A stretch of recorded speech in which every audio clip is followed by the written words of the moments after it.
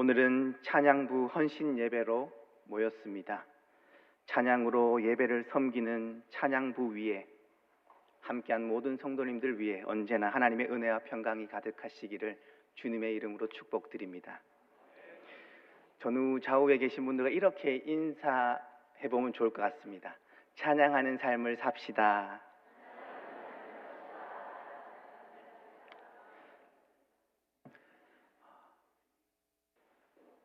찬양대 헌신 예배를 준비하며 저의 마음 가운데 가장 먼저 찾아왔던 마음은 매주 드려지는 예배와 찬양의 자리에서 언제나 새로운 마음으로 하나님을 찬양할 수 있다면 얼마나 좋을까 라는 마음이었습니다. 매일 해서 반복되는, 매주 반복되는 그 예배와 찬양의 자리에서 어떻게 우리는 늘 새롭게 주님을 찬양할 수 있을까라는 마음이죠.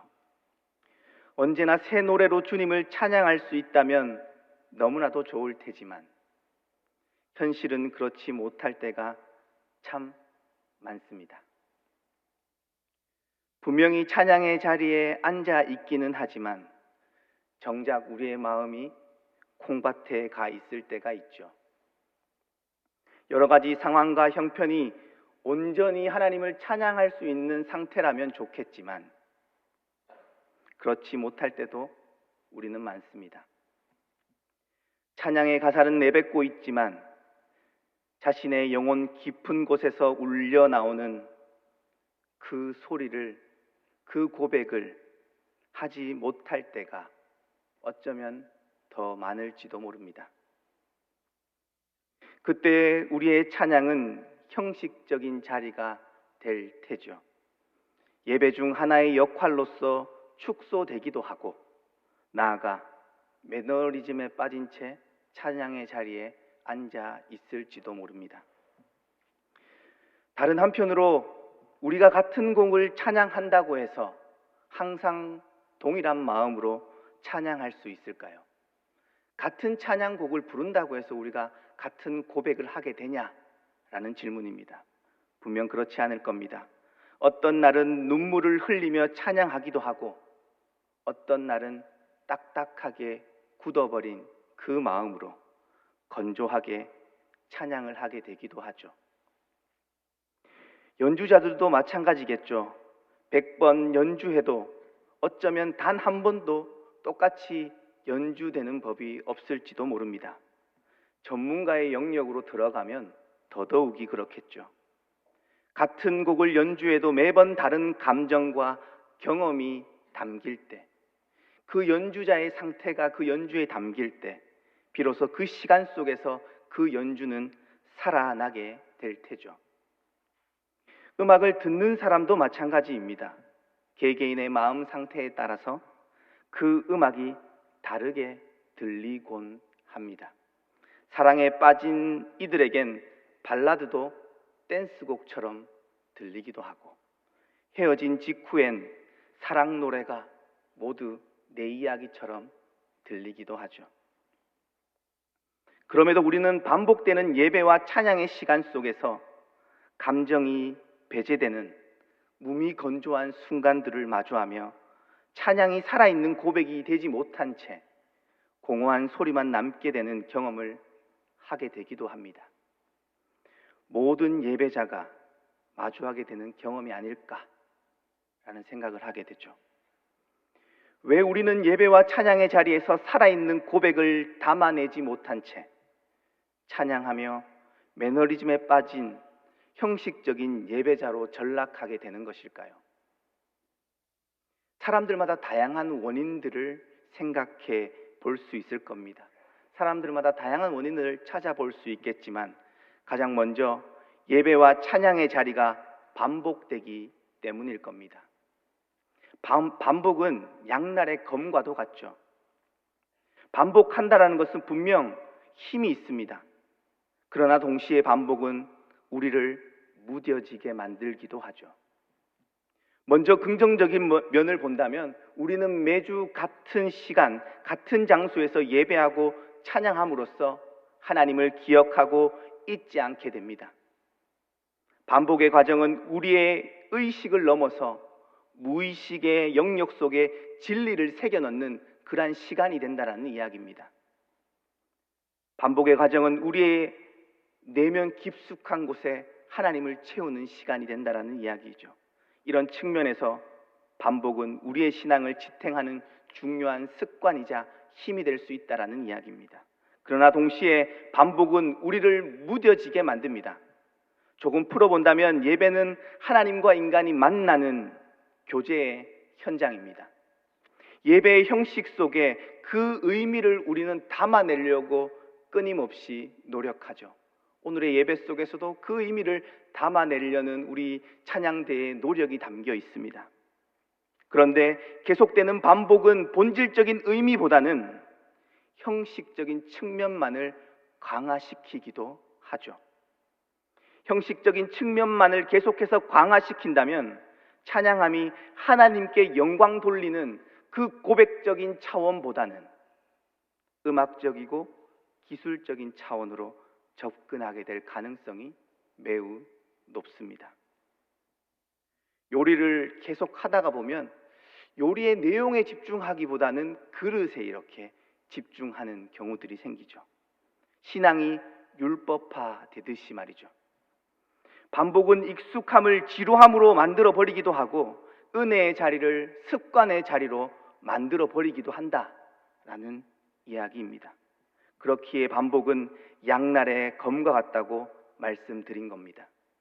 또 다른 측면에서 예배와 찬양이 매너리즘에 빠지게 되는 이유는 찬양을 하나의 행위로만 우리가 여기게 되기 때문입니다.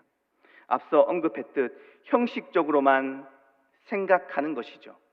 찬송가와 복음성가를 부르는 그 순간 우리는 노래했다, 찬양했다 라는 그 자체에 만족하기 쉽다라는 이야기입니다. 그래서 찬양이 단순히 음악적인 활동으로 머물면서 하나님을 향한 신앙의 고백으로까지 나아가지 못하게 되는 것이죠. 결국 반복을 통한 형식화가 계속해서 과속화될 때 어떠한 일이 우리의 예배 가운데 일어나게 될까요? 찬양대에 서 있지만 정작 찬양하는 사람이 되지 못하는 일들이 일어나게 됩니다. 입술은 움직이고 음정은 맞추고 있지만 우리의 영혼은 하나님께 와닿지 못하는 상황, 그 상황을 경험하게 된다는 거죠. 다시 말해 우리의 삶과 신앙의 내용이 괴리를 경험하듯이 우리가 믿고 있는 신앙의 내용과 우리의 삶이 완전히 분리되어 버린 것처럼 찬양의 고백과 우리의 찬양이 분리되는 경험을 하게 된다라는 이야기입니다. 찬양의 행위는 있지만 찬양의 고백과 삶은 없는 그런 모순에 빠지게 된다는 이야기이죠. 질문 하나 드리겠습니다. 찬양대를 섬기는 것과 찬양하는 삶을 산다라는 것, 그것은 동의어일까요? 우리가 찬양대를 섬기는 것과 찬양하는 삶을 산다라는 것이 같은 말일까요? 찬양대를 섬긴다는 것은 교회의 하나의 사역에 참여하고 있다라는 의미이죠. 예배 시간에 음악을 통해 봉사하는 것입니다. 쉽게 말해 역할을 감당하는 것이죠. 그러나 찬양하는 삶을 산다라는 것은 존재의 변화를 의미합니다. 우리의 일상에서 하나님을 향해 감사와 영광을 돌리는 삶의 태도이자 방향성이라는 이야기입니다. 찬양의 자리를 섬기는 모든 분들에게 찬양의 자리를 넘어서 찬양의 삶을 살아갈 수 있게 되시기를 주님의 이름으로 축복드립니다. 오늘 시편 기자는 바로 이 지점에서 믿음의 사람들에게 도전을 주고 있습니다. 찬송은 정직한 자들이 마땅히 할 일이라고 선포하고 마땅히 해야 할 그 반복되는 예배와 찬양의 그 현장에서 새 노래로 여호와를 찬양하라, 여호와를 노래하라 선포하고 있습니다. 새 노래로 찬양하라는 것, 그것은 어떤 의미일까요? 새로운 노래로 찬양하라. 표면적으로 읽고 이해한다면 단순히 새로운 곡, 새로운 멜로디로 찬양하라는 것으로 우리는 이해할 수 있습니다. 진정 그런 의미일까요? 예배 때마다 새로운 찬양곡을 한다고 저희 교회 2부 예배 때 매주 새로운 곡으로 찬양한다고 한번 상상해 볼까요? 모르긴 해도 엄청난 컴플레인이 아마 들어오지 않을까라는 예상을 해보게 됩니다. 오늘 본문에서 말하는 새 노래는 단순히 새로운 찬양을 부르라는 의미만이 아님이 분명합니다. 원문의 의미를 조금 더 가깝게 해석해 본다면 새로운 경험에 대한 신앙적인 응답으로서, 하나님에 대한 새로운 경험에 대한 신앙적인 응답으로서 하나님을 찬양하라는 것입니다. 하나님께서 우리의 삶에 행하신 그 구원의 사건을 새롭게 인식하고 새롭게 찬양하라는 것이죠.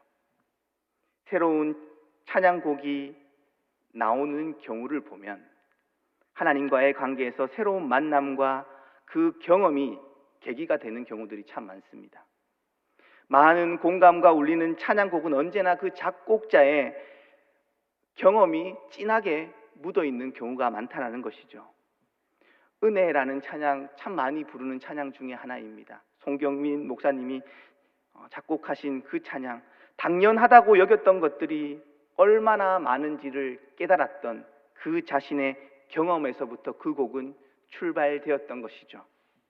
숨 쉬는 것과 아침 해가 뜨는 것, 가족과 함께하는 그 시간들, 하나님의 자녀로 예배하는 일상, 그 모든 것이 은혜임을 새롭게 경험했던 그 순간들의 고백이 그 곡 안에는 고스란히 담겨져 있습니다. 은혜라는 그 찬양을 통해 어쩌면 한국교회 전체가 새롭게 하나님의 은혜를 인식하고 고백할 수 있었을지도 모르죠. 이러한 맥락에서 찬양은 엄청난 힘이 있습니다. 개인적인 고백과 체험이 교회 안에 있는 모든 성도들의 공동의 고백으로 확장되는 시간이기 때문에 그렇습니다.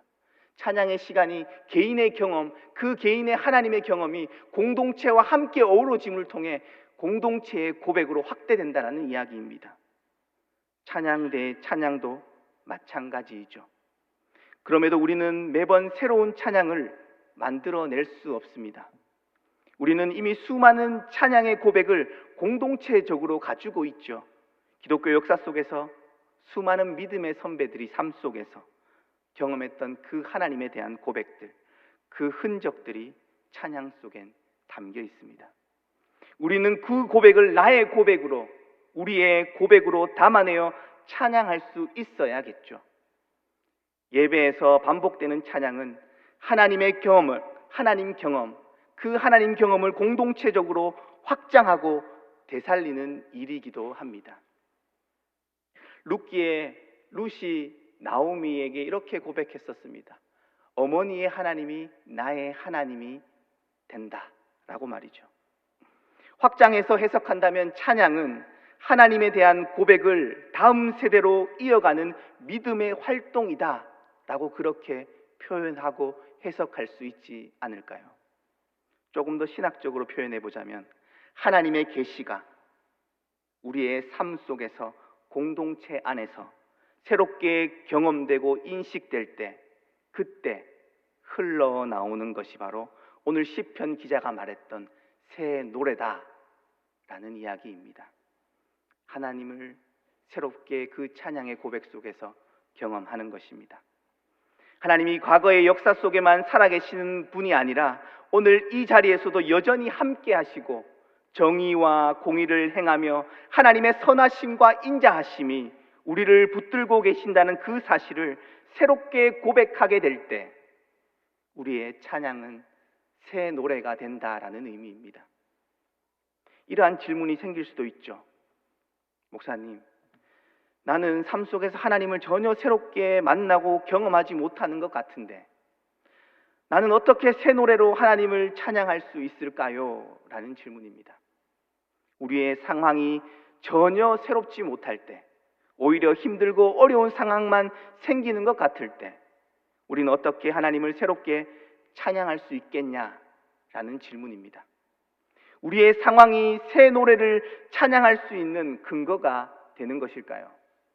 그렇지는 않습니다. 이스라엘 백성들의 상황을 본다 해도 별반 다르지는 않았습니다. 시편 기자도 마찬가지였을 겁니다. 그들이라고 매일같이 무슨 수로 크고 놀라운 일들이 매일같이 일어났을까요? 새 노래로 하나님을 찬양하자고 했던 것, 그것이 매일같이 새로운 하나님의 놀라운 역사들을 경험했기 때문은 아닐 겁니다. 그런데 어떻게 날마다 새 노래로 찬양할 수 있겠느냐라는 것이죠. 오늘 시편 33편은 그 길을 우리에게 보여주고 있습니다.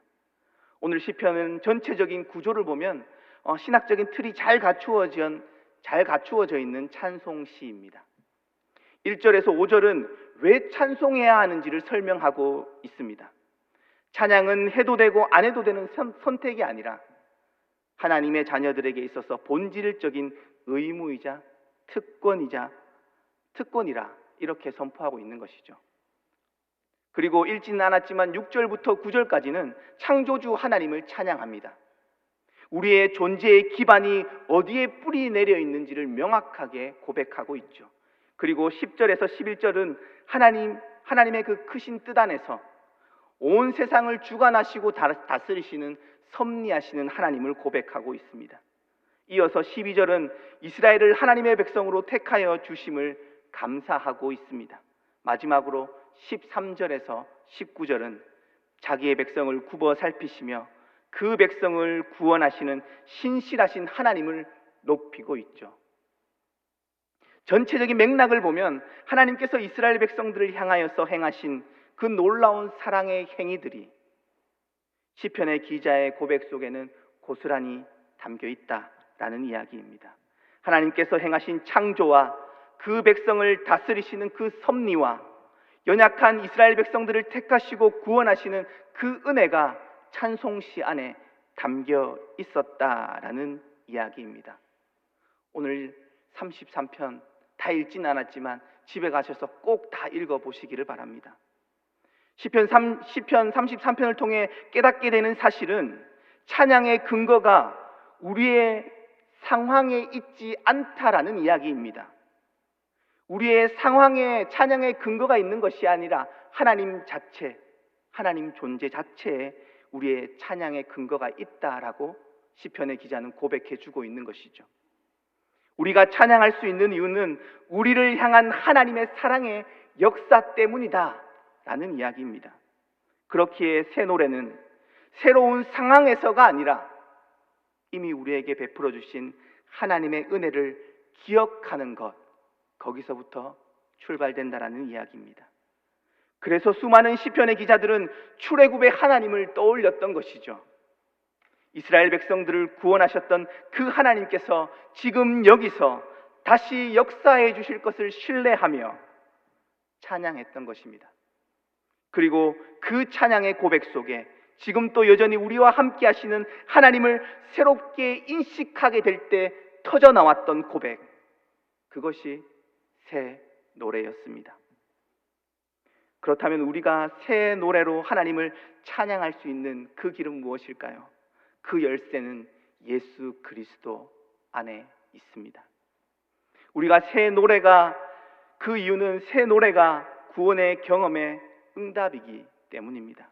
시편의 기자는 분명히 이미 경험했던 출애굽의 사건들, 바벨론에서 해방되었던 그 역사적인 경험들, 그들의 고백 속에 담아 놓았습니다. 이미 우리에게 베풀어 줬던 그 하나님의 사랑들을 기억하며 노래했던 것이죠.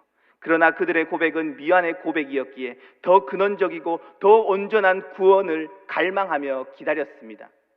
그들에게는 언제나 메시아적인 갈망이 있었던 것이죠. 요한계시록 5장 9절 말씀을 함께 읽어보겠습니다. 그들이 새 노래를 불러 이르되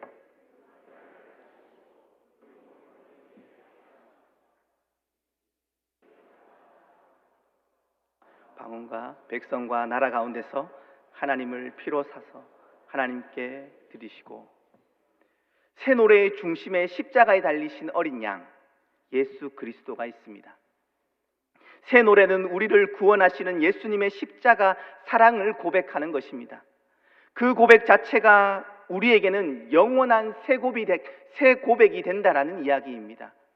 언제나 예수 그리스도에 대한 그 고백이 새로운 고백이 된다는 이야기이죠. 예수 그리스도의 십자가에서 우리는 끝없는 하나님의 사랑을 다시 경험하게 됩니다. 나아가 예수 그리스도의 부활에서 우리는 하나님이 세상을 새롭게 구원하시는 능력을 계속해서 경험하게 되죠.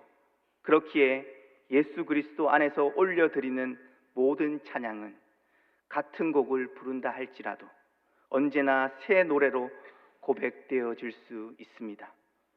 새 노래의 근거가 예수 그리스도이기 때문입니다. 여기서 우리가 다시 한번 꼭 짚고 넘어가야 할 것은 찬양의 새로움. 그 찬양의 새로움은 언제나 우리의 감정과 상황이 아니라 우리를 향하여 예수님께서 행하셨던 그 사랑에서, 예수 그리스도의 부활과 십자가 사건에서부터 출발된다라는 사실을 기억해야 합니다. 인간적인 감정은 언제나 변하고 상황은 언제나 흔들리지만 예수 그리스도의 십자가와 부활은 변하지 않는 진리의 사건입니다. 하나님의 나라의 복음이 우리에게 새 노래의 근거가 됩니다. 그렇기에 찬양대가 부르는 곡이 10년 전, 20년 전, 30년 전에 불렀던 곡이라 할지라도 오늘 다시 십자가와 부활의 은혜를 기억하게 한다면 그것이 새 노래가 될 것입니다. 그것이 복음의 능력입니다. 복음이 언제나 우리를 새롭게 하시기에 찬양의 고백 속에서 우리 주님을 마주하게 된다면 새 노래가 우리 영혼 깊숙한 곳에서부터 샘솟아 오를 것입니다. 나아가 새 노래는 개인의 고백을 넘어 공동체의 고백으로 확장됩니다. 교회는 개인의 고백을 넘어 공동체적으로 새 노래를 고백하는 공동체이기에 그렇습니다. 찬양대는 부활, 예수 그리스도의 부활과 승리를 선포하는 공동체이며 새 노래로 주님을 높이는 공동체입니다. 계시록에서 보면 구원받은 그 무리가 보좌 앞에서 새 노래를 함께 부릅니다. 이것은 장차 우리가 누릴 완성된 구원의 공동체의 예표이죠. 하나님의 나라를 앞당겨서 선취하는 순간일 겁니다. 따라서 찬양대는 단순히 예배의 순서를 담당하는 부서가 아니라 장차 하늘 예배에 참여하는 교회의 모습을 미리 앞당겨서 보여주는 상징적인 공동체다 말할 수 있습니다. 이렇게까지 이야기하고 나면 찬양대가 조금 부담스러울 수도 있죠. 찬양의 자리를 섬기는 모든 분들께 권면을 드립니다. 부담과 사명을 안고 그 자리에 서시기를 바랍니다. 처음에는 부담일 수 있겠지만 나중에는 축복의 자리임을 경험하게 되실 줄 믿습니다. 매주 반복되는 찬양의 자리가 형식화되는 것이 아니라 은혜를 경험하는 자리 될 수 있으시기를 주님의 이름으로 축원합니다. 오늘은 찬양부 헌신 예배로 모였습니다. 찬양의 자리는 언제나 예배를 이끄는 자리입니다. 그렇기에 부담스러운 자리가 분명합니다. 부담은 책임성이 동반된다라는 의미죠. 부르심에 합당한 책임, 그 책임을 결단하는 시간 되시기를 바랍니다. 함께 모여 예배하는 제일의 모든 성도님들, 하나님께서 우리에게 주신 은혜는 시간이 지나서 낡아지는 것이 아닙니다. 하나님은 날마다 새 일을 행하시는 분이시죠. 그 은혜 앞에서 새롭게 서는 그때 우리는 언제나 새로운 피조물로 거듭날 것이며 새 노래로 주님을 찬양하는 삶으로 나아가게 될 줄 믿습니다. 우리의 입술, 우리의 공동체 가운데 하나님께 올릴 새 찬송을 허락해 주시기를 소망합니다. 성령의 놀라운 역사가 대구제일교회를 통해 선포되기를, 새 노래로 주님을 찬양하는 공동체 되기를 주님의 이름으로 축복드립니다. 기도하겠습니다. 호흡이 있는 모든 생명이 주님을 찬양합니다. 우리도 새 노래로 주님을 찬양하기를 원합니다. 찬양받기 합당하신 주님을 오늘 또 높여드리기를 원합니다. 마땅히 행할 찬양을 올려드리는 제1의 공동체 되게 하옵소서. 주님, 그럼에도 우리는 연약하여 상황과 감정에 요동치는 존재입니다. 찬양과 감사의 이유가 나의 상황이 아니라 예수 그리스도의 십자가와 부활 사건에서 나옴을 기억하며 나를 위해, 우리를 위해 걸어가신 그 십자가 사랑을 새롭게 깨달아 새 노래로 찬양하게 하옵소서.